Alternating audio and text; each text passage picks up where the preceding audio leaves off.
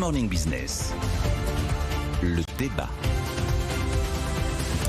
Il est 7h13 et on va se régaler parce que le débat promet d'être animé. On va parler de la guerre commerciale entre l'Europe et la Chine avec ce deuxième front ouvert par Bruxelles sur les panneaux voltaïques après les voitures électriques.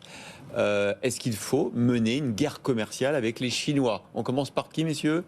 Jean-Marc? Je vais commencer en disant évidemment qu'il ne faut pas mener une guerre commerciale avec les Chinois. D'ailleurs, si on regarde simplement, indépendamment sur le fond, sur lequel je vais revenir, mais si on regarde simplement de façon factuelle sur les chiffres, le but quand même d'une guerre commerciale, normalement, c'est de rééquilibrer les comptes, de faire en sorte de réduire le déficit qu'on a vis-à-vis d'un pays. Et donc on en est où vis-à-vis de la Chine? En 2022, le déficit de l'Union européenne vis-à-vis de la Chine était de 397 milliards. Ouais. Mais en 2023, alors qu'on n'avait pas pris encore de grandes décisions, ce déficit s'est réduit à 291 milliards. Pourquoi? Parce qu'effectivement, on doit continuer à exporter. Alors, quand on regarde nos exportations vers la Chine, il y a certaines exportations qui sont en train de reculer, notamment les exportations allemandes, parce que les exportations allemandes, c'est des équipements, et les Chinois, maintenant... C'est des voitures, quoi.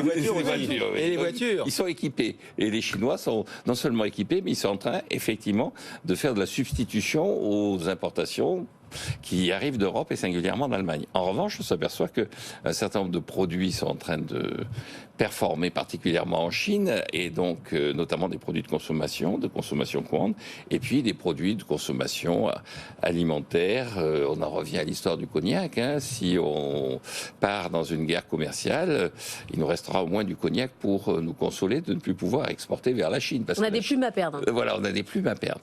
Alors, d'une façon générale, de façon plus large, quand on regarde, non pas les chiffres, mais quand on regarde les principes, en fait, on s'aperçoit que les justifications du protectionnisme, parce que c'est du protectionnisme, même si le mot est supposé être banni, les justifications ont évolué dans le temps, au tout début. On défend la souveraineté, Jean-Marc. Voilà.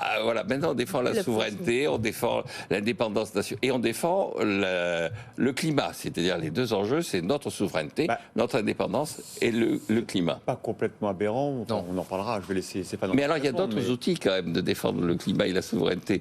Pour défendre la souveraineté, il vaut mieux avoir du libre-échange, parce que le libre-échange, ça vous permet de mettre en concurrence un certain nombre de fournisseurs. Le libre-échange, ça vous ouvre des débouchés, ça vous permet effectivement de mettre en concurrence un certain nombre de clients. Et donc votre souveraineté s'affirme si vous avez la possibilité par la concurrence de vous imposer au niveau mondial comme étant un élément de référence. Quant à la lutte contre le réchauffement climatique, on attend encore les décisions du MACF, c'est-à-dire que la taxe carbone, qui est l'outil privilégié et dont la traduction au niveau international, c'est le mécanisme d'ajustement de carbone aux frontières, ce mécanisme-là, alors on nous annonce qu'il va y avoir des décisions qui vont être prises ce mois-ci. Au lieu de faire du protectionnisme, on doit faire effectivement de l'utilisation du signal prix et du MACF pour lutter contre le réchauffement climatique. Alors il y a un an de stock de panneaux solaires dans les ports, on laisse tomber et on envoie tout... Moi je suis très déçu, parce que je pensais sincèrement que Jean-Marc avait fait un virage écologique considérable. Je pense que la fin justifie les moyens. Le MACF, c'est la transition Jean-Marc, il faut écologique. avoir le courage de ses convictions. Si on est convaincu par l'urgence climatique, on refuse d'importer en France et en Europe des panneaux solaires qui ont été produits avec de l'électricité carbonée et souvent produite à partir de centrales à charbon. Ce sont vraiment les pires, qui ont traversé la moitié de la planète pour arriver jusque chez nous. Et donc, au final, ces panneaux, ils arrivent avec une énorme dette carbone. Et alors, l'hypocrisie de l'histoire, c'est qu'ils sont censés nous aider à réduire les émissions de CO2, alors qu'il en a fallu énormément d'émissions de CO2 pour les produire.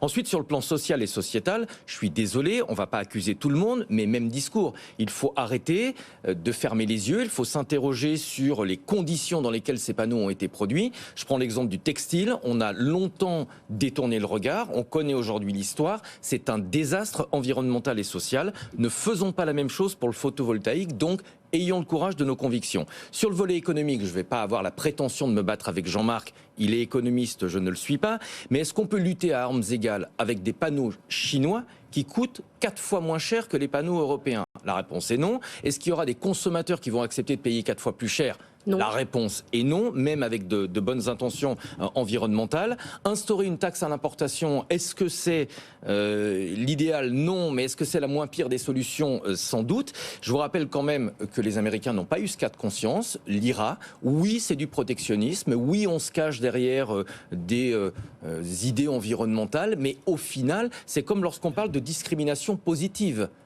Ça reste une discrimination, ça n'est pas l'idéal, mais c'est la moins pire des solutions. C'est vrai, et en plus, il y a un truc que je ne comprends pas dans le raisonnement de Jean-Marc, vous nous l'aviez déjà expliqué, mais je veux bien que vous le repassiez, parce que ce n'est pas très convaincant finalement. L'enquête de l'Union européenne, c'est pour des pratiques de subvention publique. Donc là, la concurrence n'est pas respectée. Lorsque le gouvernement chinois, le Parti communiste chinois subventionne la production de panneaux photovoltaïques, on n'est pas... On ne fait pas la compétition à armes égales. C'est pas la concurrence pure et parfaite. Il le subventionne, mais encore une fois, l'intérêt du commerce international, c'est de permettre à la population de l'Europe d'avoir du pouvoir d'achat. Oui, mais à armes égales. Parce que quand vous avez 97% de production qui est faite en Chine parce qu'il y a eu une subvention du gouvernement chinois et du Parti communiste, franchement, ça veut dire que vous tuez complètement définitivement l'industrie européenne des panneaux photovoltaïques. Et après, c'est un monopole. Vous augmentez. C'est un monopole. Oui, le véritable enjeu, c'est que ce ne soit plus un monopole. Ah oui, c'est-à-dire de mettre des concurrents qui vont être l'Inde, le Vietnam, l'Afrique du Sud. Le véritable enjeu dans tout ça, c'est à la fin des fins, c'est encore une fois, c'est deux choses.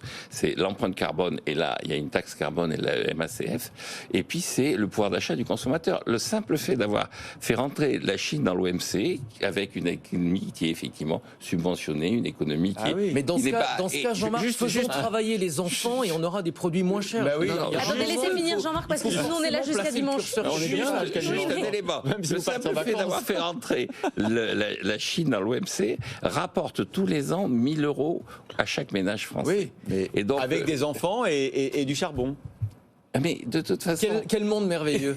Il faut savoir ce qu'on veut. Il faut savoir ce qu'on veut. Encore une fois, sur le charbon, il y a la taxe carbone.